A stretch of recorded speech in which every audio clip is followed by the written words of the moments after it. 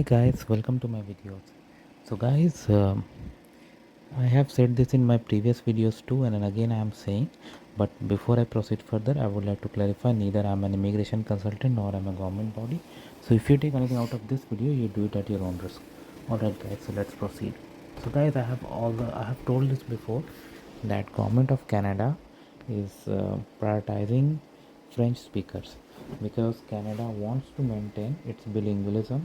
Okay, and that is why we are seeing various programs even low cut of express entry.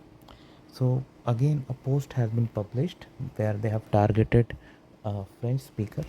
So it clearly says that uh, if you are a French speaking temporary resident currently working or studying in Canada, you have various programs because you are in luck. See, lot of programs they have listed down here, and they are conducting information sessions only in French. Okay, as you can see, and they have asked to even register for the, like, if they want they can register for these as well.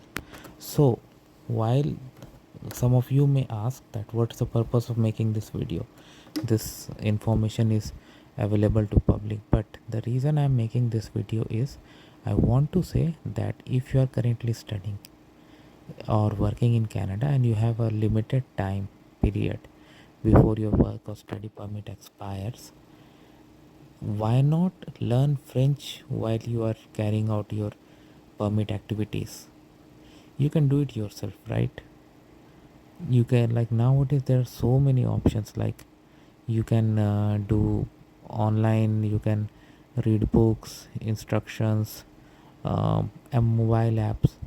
This is the time to learn French because learning French will open a plethora of opportunities for you, and it's gonna make your eligibility for Canadian PR better.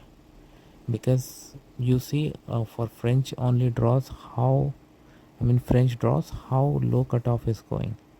So that means more and more French speakers are gonna look at Canada because the way it is being offered. So if you are currently studying in Canada, get some time every day, whatever your schedules are, and try to learn French and pass the eligible exam so that you can claim points for it. And if you are able to do that, increases your chances, and when you become fluent in Canada in both official languages, that means that clearly means your employment prospects are gonna shoot up a lot, because there are so many additional jobs you can apply and be eligible for, especially public facing jobs, like let's say a hotel receptionist or somebody working at a customer care office, just an example. So definitely, like, this is something you should look for. Let me know guys what you think about it. Thanks for watching this video. Please subscribe to the channel. Thank you.